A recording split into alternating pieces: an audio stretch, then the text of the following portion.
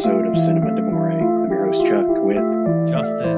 We're continuing on. You made it through the Oscars, getting back to our regular scheduled program. This week we're talking about the film Unforgiven, bringing it all back to Grand Prix. Feels like years since we've talked about Grand Prix. True, but currently, and we're recording always ahead of time, F1 Drive to Survive is on Netflix, so I feel like I'm reliving it. Yeah, you're getting to see all those innovations that they made all those years ago. They're still doing that same thing. There's a lot going on in it. Here's my tease. It's a scene with pizza. It's not important. It's just showcasing this driver's life. What is on the pizza is insane, and the way he eats the pizza is insane, and they never talk about it.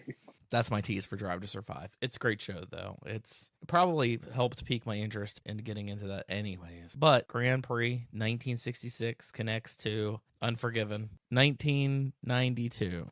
Yeah, it's connected to Grand Prix through Gene Hackman, I'm guessing. Sure. That's not your real connectivity? It's not the connectivity.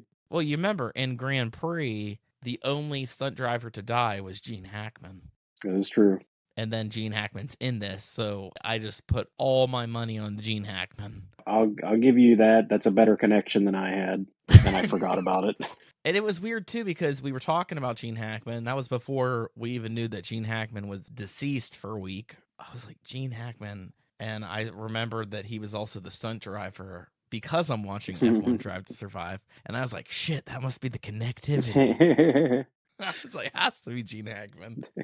I just like how you're like, sure. Like, yeah, whatever, asshole. I'm like, it's just Gene Hackman. Your connection was better than mine was. My connection was the exact same as the connection from Traffic to Grand Prix. You beat me to it. I already thought about doing Unforgiven before I knew Gene Hackman died. And the way I connected it to Grand Prix before I even watched Grand Prix was that it won the same Oscar for Best Editing. And then I did see at the same time, I was like, oh, that's an interesting coincidence. Traffic won Best Editing that same year. And then you were like, that's my connection. And I'm like, damn it. I was like, that was going to be my connection before I even watched this movie. I'm like, I was thinking I should change it to something else, to a different film, because I was like, I can't do one where it's the exact same connection. And then Gene Hackman died, and I was like, well, now I have to do Unforgiven for Gene Hackman.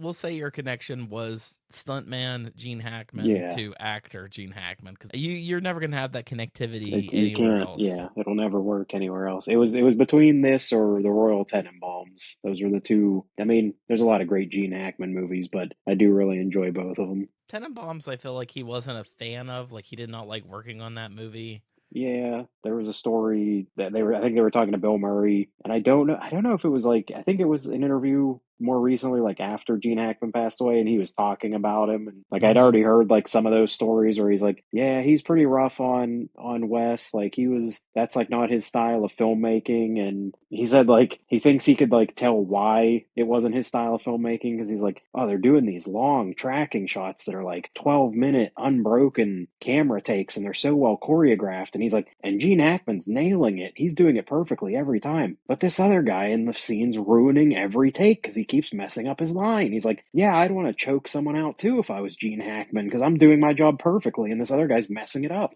That'd be my worst nightmare, being the person that's fucking up the scene repeatedly. Yeah. Had to do something for Gene Hackman. We've done a couple other... Yeah. Did The Conversation years ago. You fucking amateurs. Yeah.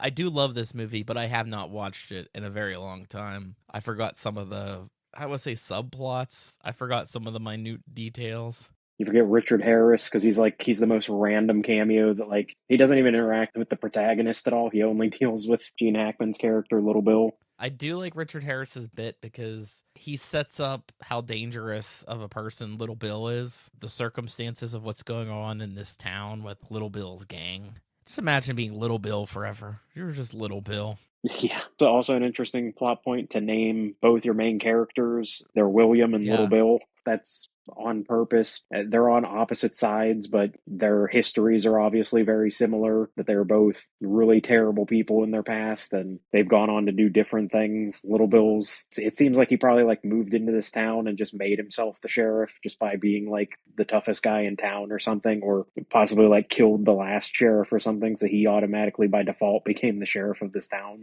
I do think Hackman is has such a great role in this too, because he seems the most unhinged, and by the time that you get to the scene where he beats the fuck out of English Bob, basically steals his biographer, we know that he's building his house and that his gang's making fun of the fact that he's a terrible carpenter, and the house is leaking, and that guy, the biographer, makes a remark about you should hang the carpenter, and Little Bill's like, what? I couldn't even remember what happened to the biographer, so even rewatching this, I was like, oh shit, this must be where he kills him. It literally feels like he's gonna just straight up murder that guy on the spot for that joke. Yeah, those are like the three, I guess, primary characters we get they're the Old West guys. This is similar to the Wild Bunch. It's getting towards like the end of the cowboy era. There's not as many. Everyone keeps talking about the stories. There's the young kid. He's always being like, my Uncle Pete. He told me you guys were real wild back in the days, and even his stories like aren't even as bad as the actual stuff. We get that from Morgan Freeman. Like, I thought you killed way more people that time. And he's like, I can't remember. It's up to the audience, I guess, if he's being modest or actually can't remember. He's played off as being old, not necessarily senile, but old, but he is still constantly falling off his horse. So he can't be that old, I guess. Can't even get on the horse. No, he falls off that horse so many times, and it's the perfect setup. This entire movie hinges on the very climactic end where I won't get into it yet, but the whole thing is building to make that moment so much better. I don't want to say better than anything else, but it's such a drastic change in everything that you've seen that it just makes that moment so much more powerful. I guess that's the best way to put it. Yeah. Also funny to watch a movie from 1992, so at 33 years old, and yeah, Clint Eastwood already looks ancient in that movie, and then has still continued to make and star in films for another 33 years beyond that. Right. He's in his 90s now, so he was young 60s He was probably in his when he made 60s this. when he made that, and that was already like him being like, I'm too old to do this anymore. And he's still... I mean, no offense to Clint Eastwood. I take him for a guy that's been out in the sun all the time and never used sunscreen. Like, yeah, probably baking in those deserts in the 60s with Sergio Leone out there. Yeah, and that's actually what I think is kind of cool, because these are some of the first westerns that I ever watched were the Leone ones and Unforgiven, and I think Unforgiven's so great because it plays hard off of knowing those roles that Clint Eastwood's done before this movie. I think that's kind of like why they play him off so early as seeming like an imbecile of some sort. Not that he's dumb. He's not dumb, but like he can't shoot anymore. There's that comedic scene where he's trying to shoot the like paint thinner can or whatever it is. He can't do it, so he goes out and gets a shotgun, and it's just sort of like, there you go, because he didn't have to have the skill to be able to take that shot. But I think what's really fucking cool about this movie, what I really like the most, is that everything's like a play off of, like word of mouth, like folk tale, legends, and how these people get, how these stories, they become larger than life. And I think that is like, it's a cool reflection on top of the fact that we never fucking see any of that. We only hear people talking about it. So we get all these stories about William Money's past, and we get all these stories about Little Bill's past. There's no flashbacks, and you never exactly know who's telling the truth, because they all constantly, they'll say one story, and then Ned, who's played by Morgan Freeman, will be like, no, that's not the way things actually happened. But people are constantly lying. Yeah. So, well, yeah, especially, we get English Bob, who is with that biographer, and he's telling all these stories, and he seems like he's this real tough guy, and it's like, oh, he can't be intimidated. But as soon as he sees Little Bill, he's like, he immediately knows who that is, and it's like, oh crap, I shouldn't have come here. I don't have to deal with this guy. Like, he's obviously way tougher than English Bob is. And then he tells him that whole story of, he's like, oh yeah, he killed that guy, and he's like, yeah, he killed that guy because the other guy was an idiot. Like, he tried to shoot his gun too fast and shot himself in the foot. Like, if he'd taken his time and slowed down for a second, he would have killed English Bob very easily.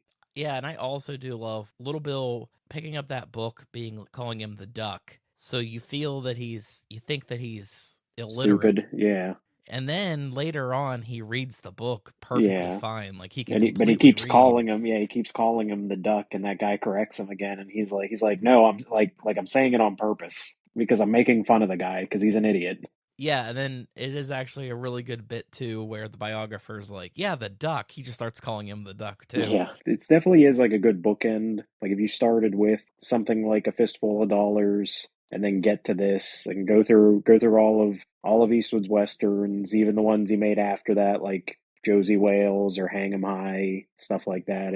This is a good end to it and dealing with that kind of like violence because our three main characters who yeah in most other westerns it's like oh the good guy it's okay that the good guy kills all these people because he's the good guy. It's pretty much how it's viewed as like oh it doesn't matter that he keeps killing people, he's the hero because even the one guy they kill who's not even the younger guy of the two that cut up the prostitute at the beginning of the film where everything starts, the younger guy wasn't involved in it at all. He didn't try to help the guy do anything, and he was like he tried to give the girl one of his horses. He's like oh this is worth a lot of money, like she could sell this or something so that she could have money, but they keep being like no you need to kill both of those guys even though he it really doesn't feel like that guy deserves to die at all because he wasn't involved with it and he didn't try to like go against them or anything. He tried to like make up for it multiple times. Yeah, I mean, I like that they really put a lot of character into the prostitutes too. They really come off as people. They want their revenge on these guys. At first, when they're pulling their money together, you would assume that maybe it was for some sort of doctor or something. Well, pretty quickly, when the kid goes to meet William Money at his house, he's like, "Yeah, there's these people they're gonna pay because they cut this woman up," and already the story's already drastically like Yeah. off. She's missing fingers and all this kind of shit. I also do like how disfigured they describe her, and she just has like a lot of clean slashes on her face. It's not like you would think of Gary Oldman from Hannibal or something like some wildly deformed person. The way that everyone describes her, she never looks like that at any point in the entire movie.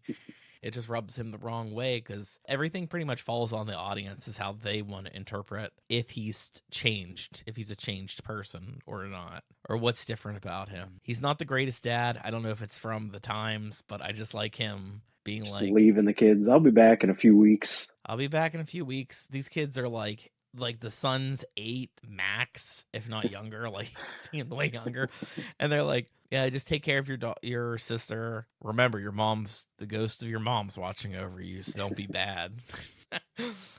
Which seems like such a dad thing to do. Like, I'm gonna go out. I'm still gonna go to the bar with my friends.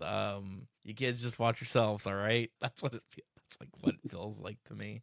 Yeah, he's a pig farmer. They have the Billy the Kid type person. I don't know if I've recognized that actor in anything else, but I do also Mm-hmm. appreciate Clint Eastwood does a really good job at casting his movies. He casts very realistic looking people. Not everybody looks like the same, like a model or Yeah, well, I think he definitely got that from Leone because that was always Yeah. Leone's big thing was like getting people that look like they belong in the time and place, not like He did not get like an models armless and man. actors.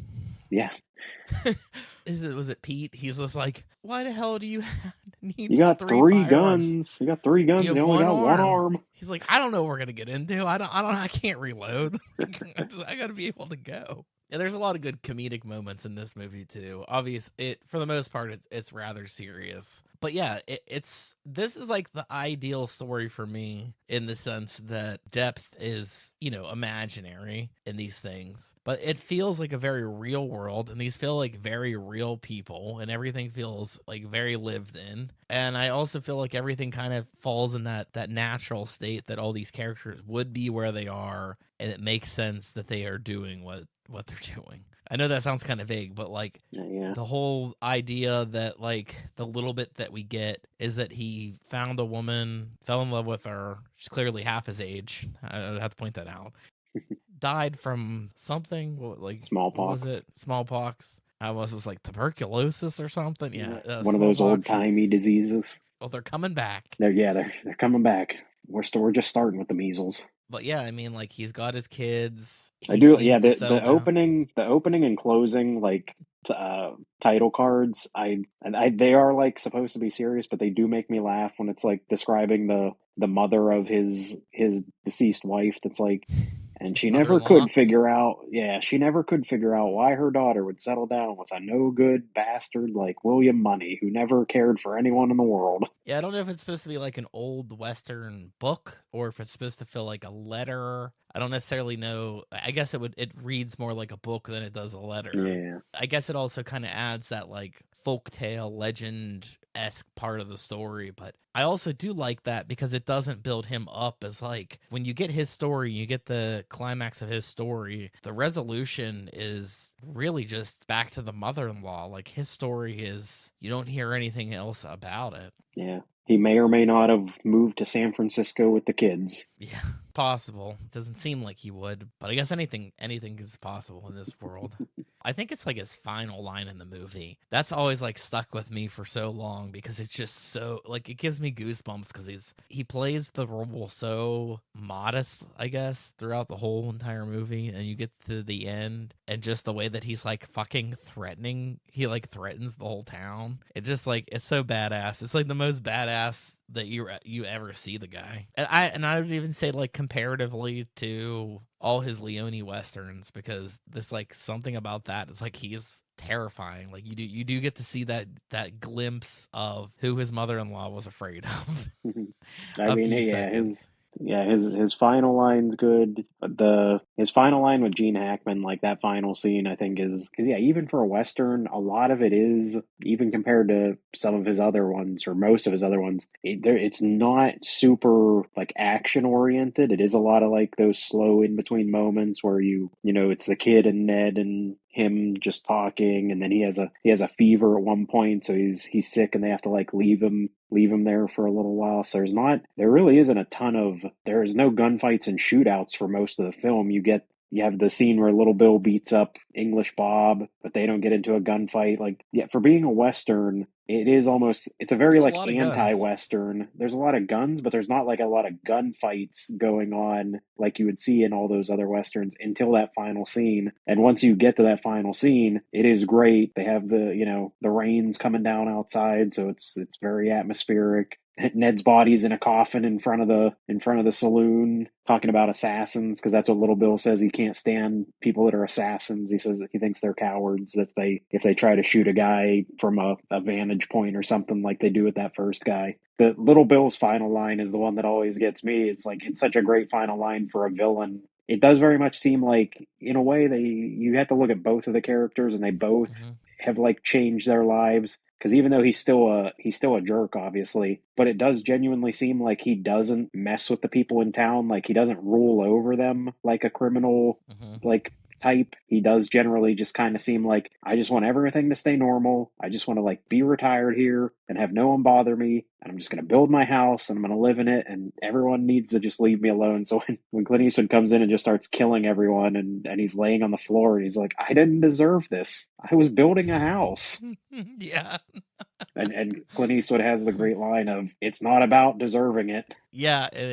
That is perfect. Or like when they're talking about like when we're gonna die, or it's like we all have it coming. Like it's all coming for us. Death's Yeah. coming for us. While you were talking, you made me think of when they snipe that one guy. Clint Eastwood gets him, and the kid keeps going like, "Did you kill him?" And he's just very like a matter of fact, like, probably. Then you could just hear the guy going, I got shot. And he's not dead. Yeah, but he got him in the gut. There's no saving him. And he's like, I shot him in the liver. He'll die eventually. You don't really have that in westerns. It's people are taken out almost immediately. Yeah. And this is just sort of like very realistic in the sense that yeah, we don't have the medicine like we don't from a filmmaking standpoint. Yeah. At We're this too far time out we in the don't middle of have modern nowhere. medicine.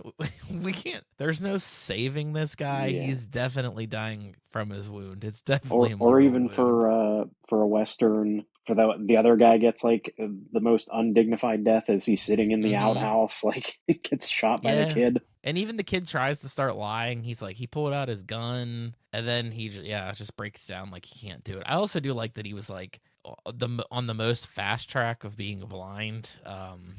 Yeah.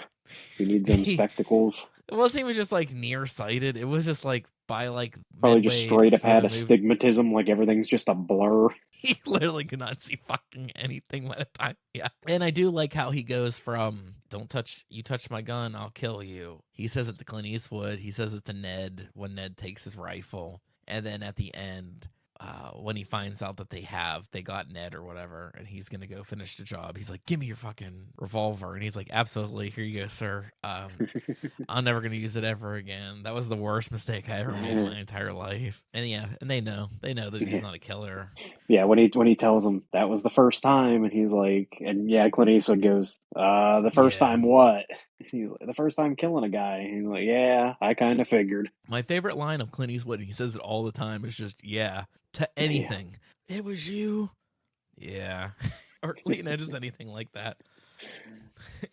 This is just a great Western. I don't know. There's nothing wrong with this movie. Just everything. It's over 2 hours long, but it really feels short even for some movies. Like, cause it just feels like everything just happens at one editing, because everything feels like it's just happening at a very natural pace. The editing feels it just flows very What smoothly. else did it win? It won one editing, it won Best One Picture. What were the other two? director, and Hackman won.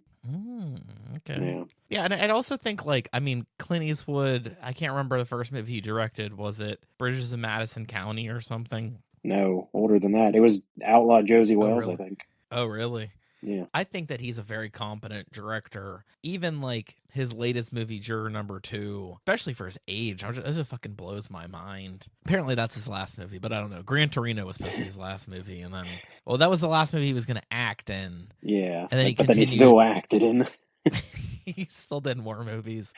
Cry Macho is so fucking funny, unintentionally funny. That one I highly recommend, where he goes to Mexico to get this kid, and he's like the heartthrob, and the lady cartel woman wants to and does fuck him, and it's just so funny. It just doesn't make any sense that he's that tough. And I haven't seen The Mule yet, but I know The Mule, he has like a threesome. He's like this guy, like he's writing these roles for his fantasies or something. I have no idea. I was wrong. I think it was even earlier than I thought. I think his first movie directing is Play Misty for Me. That's 1971. Oh wow. Yeah. He's been directing and acting for so long. I kind of felt too that like he's like 93 or 4 or something now. 94, yeah. He's 94. This movie was 33 years ago, and it was almost 20 years before that he started directing. So he's been directing now for over 50 years. Yeah. And acting in movies for 60 years. Yeah, he's definitely very competent. He's one of the directors that the Academy tends to enjoy too. He's usually like a front runner. I feel like he's won a few times. I feel like he's won for Letters from Iwo Jima. He also won for $1 Million Baby. Yeah. He was nominated for Mystic River, but didn't win for that one. That's another great one. And then when Gran Torino came out, he also did The Changeling that year.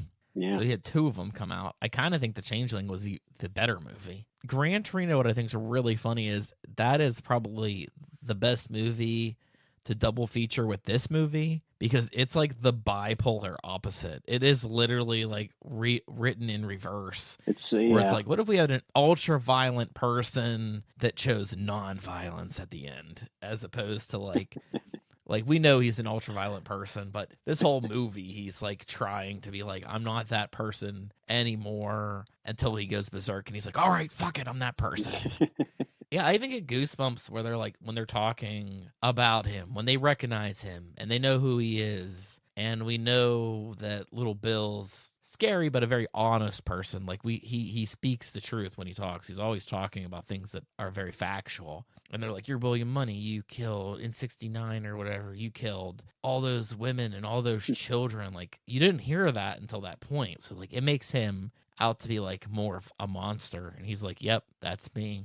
I did those things. And yeah, it just gives me goosebumps because it's like you really understand how terrible of a person he actually has been in his past life. Going back to the realism, I do fucking love the final shootout because it doesn't play off like, I can't think of a Western that does it off the top of my head. I'm thinking more like Sanjuro, where at the end of that, he just like fucking does like one clean swipe and just kills his opponent at the end of the movie. And this, you would feel like it would be like the quickest draw where he just took out all these people. Well, it goes back to Little Bill's thing, because Little Bill says if you just stopped and took your time, like, you could take down anybody. He's like, the people that draw fast don't actually do anything, because those other guys are shooting at him and they're all missing wildly, and he just very slowly, like, and methodically, he's like, shoots that guy, shoots the next guy, shoots the next one. Yep. I do like when he kills Skinny Pete. You killed an unarmed man. Well, he should have armed himself. Yeah, that's a good line. He ought to know better when he puts my friend outside. Yeah, exactly. Who's the owner of this establishment? Fucking love it. It's so good. That scene where he's talking to the biographer, I almost feel like he's gonna kill that guy too. And yeah, he does the like, we see that Gene Hackman's alive and he's reaching for his gun and shit. And like, you really do have the feeling that he's like well aware that he is still alive, the way like his lines are. Yeah, but like, they like film it in front of a mirror too, where you can like see Gene Hackman in the mirror, I think, behind the bar too. So it's like, yeah, you think like, oh, does he see that guy there? I just love the fact that he doesn't. It's the cock of the gun that gives him away. I also like how he gives that final like gruesome shot of that one guy that's still like kind of alive, just as he's like casually leaving.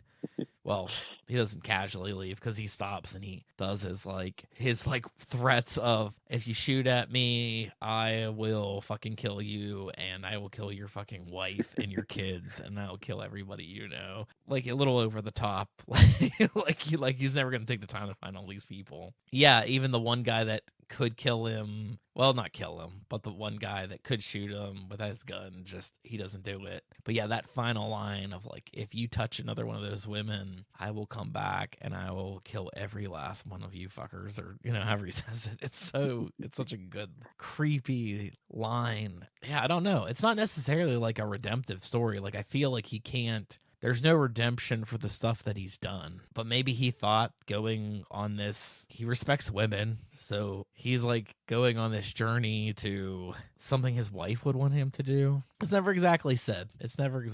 So I think that's another thing that will make this movie really stick in people's minds, because you're just kind of piecing this puzzle together and you don't have all the pieces, so your brain just puts everything else together for you. And I don't know how long it was, but for a Western, it does feel kind of short. But I did one weird thing. I recognized one of the guys in Little Bill's gang, and I was like, I don't know the actor's name, but he was the cop in Freddy vs. Jason. And I know that's not that too far off. They're like 10 years off, but maybe it's the Western aspect. I was feeling that this movie was like a lot older. I'm like, he looks exactly the same. This guy has not aged at all. He looks like John Ritter's son, but I can't remember his name. Josh Ritter? Yeah. It's not a Ritter. He just looks like one. But yeah, if you haven't seen this movie, I mean, you could honestly start with Unforgiven if you want to. I think that it's a good example of how exciting Westerns can be. I mean, it's not, like you said, it's not like action packed the whole time. It's not like you said, oh, there's a train in it. There's not a train robbery. It's pretty much the most casual conversation ever on a train. Richard Harris, R.I.P., aka Dumbledore, is fucking wild too, because that's another like casting choice where he doesn't seem threatening at all. English Bob. Yeah. I mean, he really wants to assassinate a president, and he would never kill a king or a queen. But I feel like this is the movie that I've seen that he's like, probably just because of his age when this was made, that this was the most it reminded me of his son Jared Harris. Mm-hmm. Like the other stuff you see him in, it's either like it's when he's super young, like his really early movies that he was doing in the 60s, or then you see him as old Dumbledore, and this is like prime, like as soon as he's on screen and starts talking, I'm like, I mean, it looks and sounds exactly like. You say old Dumbledore, but Dumbledore is also 10 years after this movie. I know, yeah, it's not that long. It is not that long. I honestly thought he looked really old in this. I felt like he looked older than Dumbledore in this. Like, he reminded me of that dude from, I don't know the character's name, but the Poltergeist sequels, the old Reverend type guy, Reverend Kane. he looks just like him to me. Yeah, it's quite a ride. I mean, I think this is probably the movie, too, that got Morgan Freeman into things like Shawshank Redemption and stuff like that. He's so fucking good in this. That's actually another incredible thing, too. Morgan Freeman is pretty much known for, like, stealing his scenes from everyone else, I feel. But him with Eastwood is so good. They really do feel like equals. This casting, it's superb. It's amazing. Yeah. Obviously, I've seen this one before, but I haven't seen it in a while. So, yeah, good choice, Charles. Like I said, we had to do one for Gene Hackman. It was that close. We weren't don't get those opportunities. The Gene Hackmans, yeah. For all the Gene Hackmans of the world, they're out there.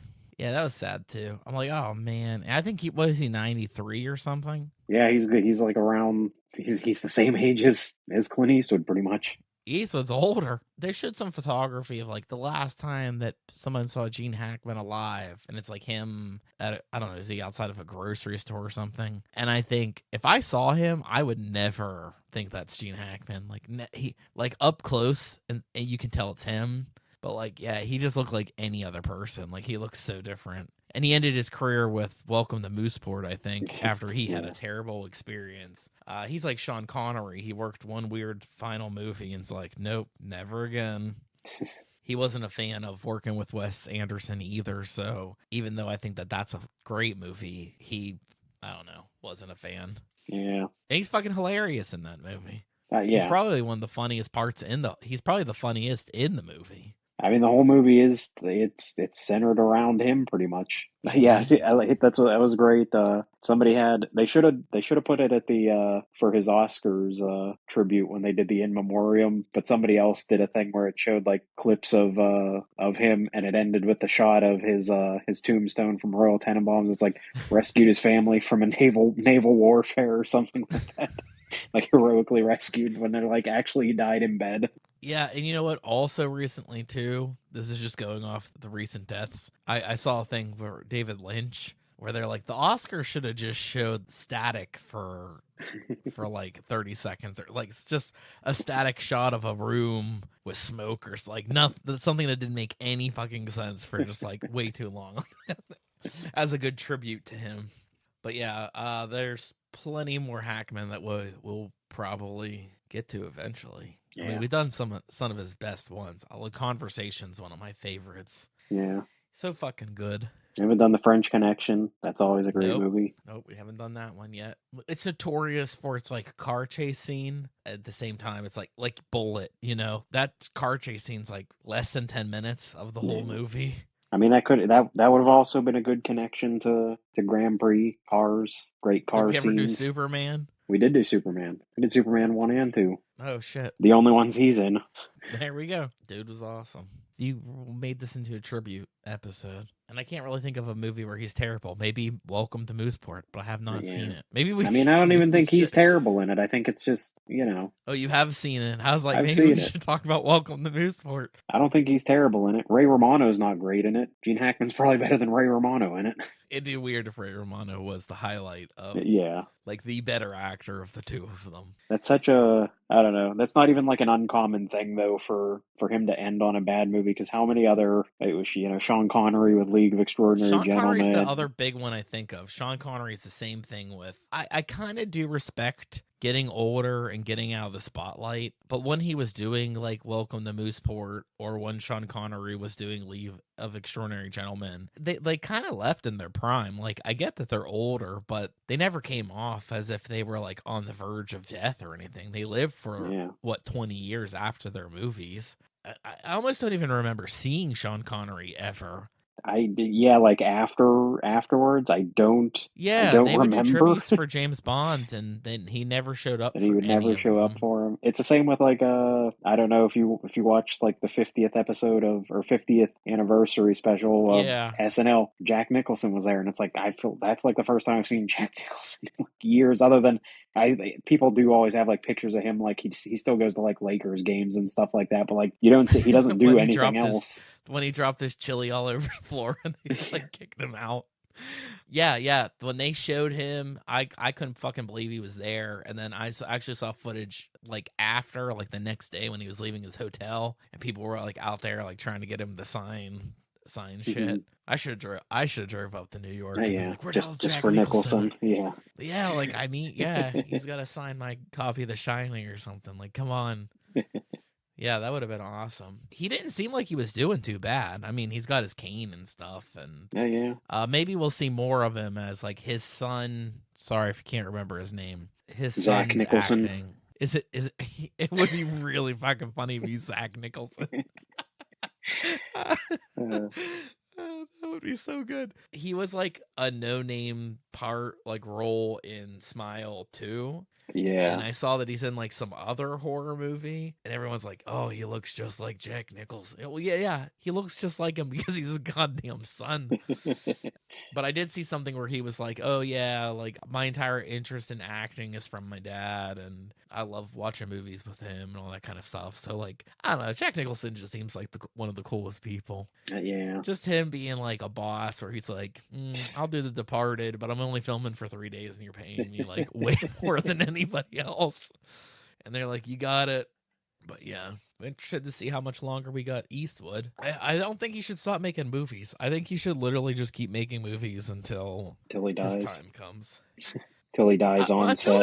I feel like it's keeping him alive, you know?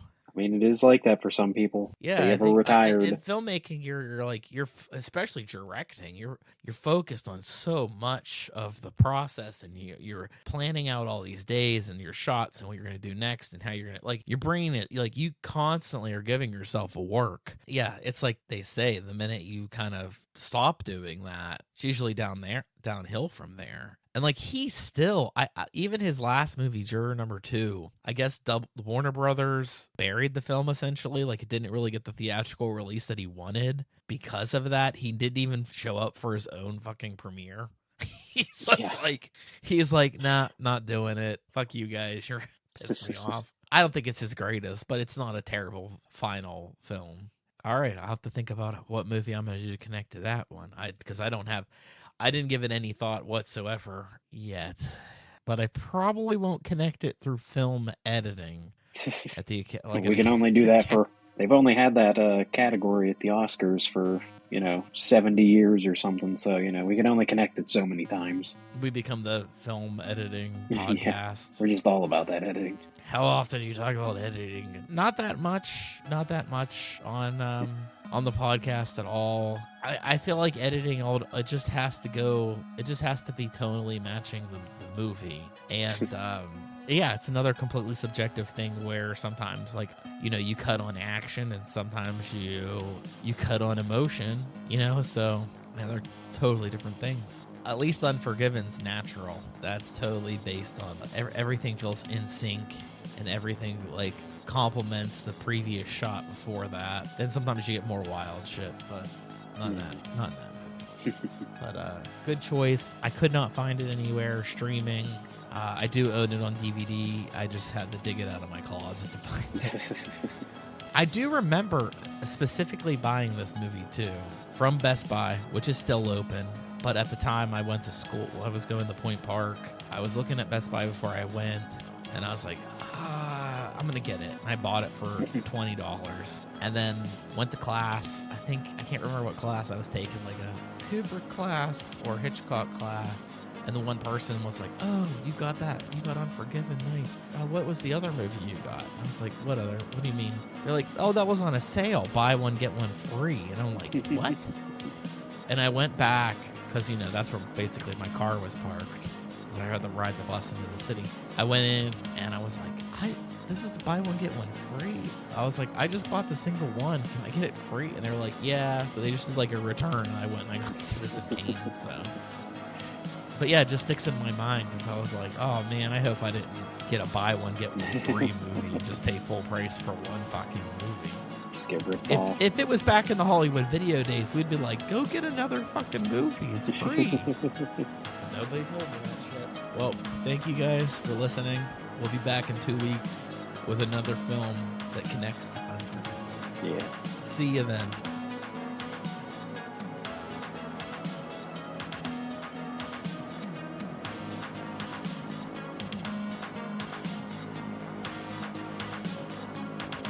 We are Cinema d'Amore. Follow us on Facebook and Twitter to stay up to date with news and information on upcoming episodes. Find us on Apple Podcasts, Google Podcasts, Podbean, Spotify, Amazon Music, Audible, Pandora, Alexa, or iHeartRadio. It would be greatly appreciated if you subscribe to our podcast on your platform of choice. We also appreciate feedback, so rate us, review us, and let us know what you think. And above all else, thank you for listening.